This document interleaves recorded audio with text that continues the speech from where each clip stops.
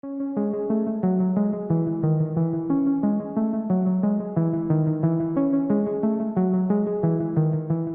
late October 2015, seasoned British journalist Jackie Sutton arrived at a Turkish airport to catch her connecting flight to Iraq, where she'd been working with the free speech organization IWPR. Hours later, she was found dead in an airport restroom. Reportedly, Jackie Sutton had committed suicide, hanging herself using one of her own shoelaces. Now here's where things get even stranger. Earlier reports by the Turkish media stated that Jackie Sutton had become very upset after missing her flight to Iraq because she couldn't afford to purchase a new ticket. However, later reports revealed that Sutton could have easily paid for a new ticket. She was found carrying over 2,000 euros and 2 credit cards. Even more suspicious, another security camera clip taken shortly before Jackie Sutton's death shows her carrying what appears to be a shopping bag containing purchases made at the duty-free shop in the airport. Critics have argued that it seems highly unlikely that Jackie Sutton would suddenly decide to do a bit of shopping shortly before committing suicide. So was Jackie Sutton's death a suicide or something more sinister? Let me know what you think in the comments below.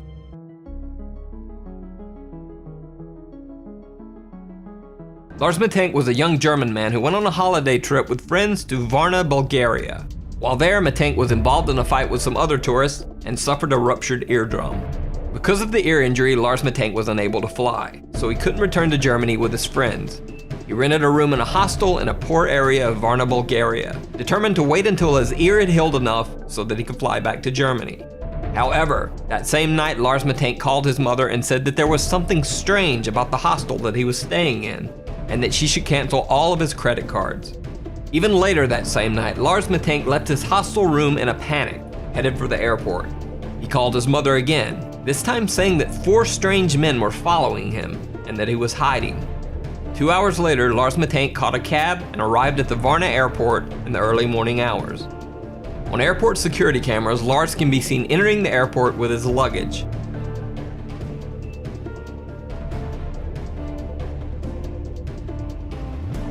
But minutes later, he is seen running from the airport in a panic, leaving his luggage behind.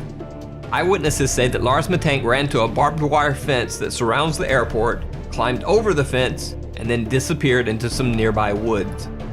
To this day, Lars Mattank has never been found.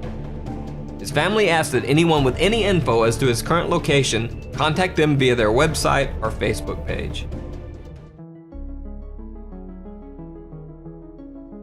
One of the strangest disappearances on record is that of Brian Schaefer, an Ohio State medical student. On March 31st, 2006, Brian Schaefer decided to go out for a night on the town with some of his college friends. They met at the Ugly Tuna Saloona, an upstairs bar at Ohio State's South Campus. Brian can be seen arriving at the bar with his 2 friends. They're smiling and laughing as they exit the escalator to the second floor bar. Around 10 p.m., Brian called his longtime girlfriend, with whom he had planned a spring break getaway to Miami a few days later. Brian told her that he loved her and would see her soon. Brian's girlfriend said that the call was nothing out of the ordinary. Later, Brian Schaefer is seen again on security camera near the escalators, talking to 2 girls. He seems to say goodbye and then heads back into the bar. Brian Schaefer was never seen again.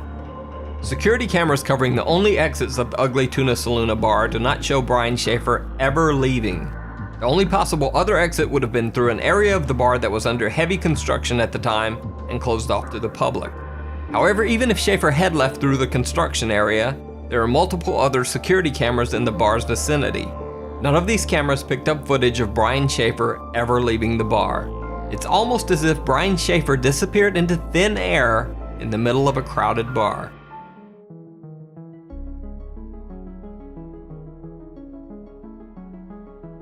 On the evening of February 23, 2014, Alan Gill took a strange trip through Cornwall, England. Captured by surveillance cameras, Gill spent his evening wandering the streets of several different cities for hours. He was seen in Wadebridge, then traveled by bus to Truro, then on to Newquay, then back to Perranporth. No one knows why Alan Gill took this strange trip, or what he was doing wandering the streets of 4 different cities all night. The next morning, the dead body of Alan Gill was found washed up on the shore of Perranporth Beach. Gill was naked except for 1 sock and 1 shoe. But the story gets even stranger. Alan Gill's other sock was found wadded up inside his mouth, wrapped in the cord of a pair of earbud-type headphones. Near his body was a black jacket containing a wallet with 95 British pounds, but his bank cards, credit cards, and ID were missing. However, the wallet contained a single bizarre picture: Alan Gill as a child. Even stranger, the jacket the wallet was found in was not the one that Alan Gill had been wearing on the night of his death.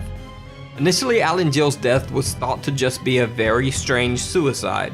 However, an autopsy revealed multiple unexplained injuries to Alan Gill's right hand, chest, and head. Police ruled the death as suspicious. The case still remains unsolved, and no one knows exactly what happened to Alan Gill.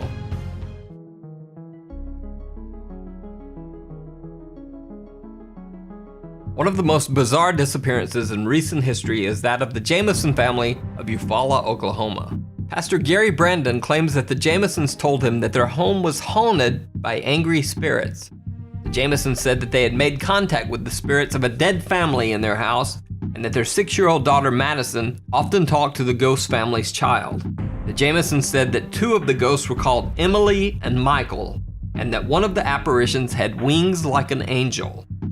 Allegedly fearing for the safety of his family, Bobby Jamison had asked Pastor Brandon if there were quote-unquote special bullets that he could use to fight off the intruding spirits.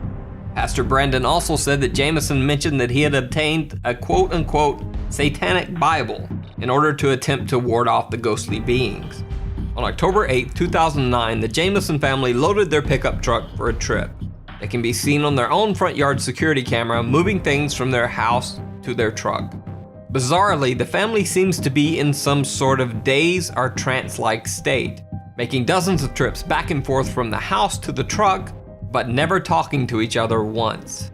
After loading the truck, the Jamisons pulled out of the driveway and were never seen alive again. 8 days later, the Jamisons' pickup truck was found by the side of the road. Locked inside the truck were the Jamisons' wallets and IDs, their cell phones, and $32,000 cash. Also locked inside the truck was the family's small dog, which was nearly dead from starvation. A massive statewide search was launched for the family over the next 8 months, but nothing was found. Multiple theories were circulated. One that Bobby and Sherilyn Jamison had been meth users and had been involved in a meth deal gone bad. This theory would also explain their trance-like state in the final video of the family. However, absolutely no evidence of drug use was found when police searched the Jamison family home. 4 years after the Jamison family's disappearance, deer hunters stumbled across some skeletal remains in a remote area of the Eufaula Mountains, less than 3 miles from where the Jamisons' truck had been found. The bodies were forensically identified as the remains of the Jamison family. However, the bodies were so badly decomposed that no cause of death could be determined. The reason for the Jamison family's strange behavior and the cause of their death remains a mystery to this day.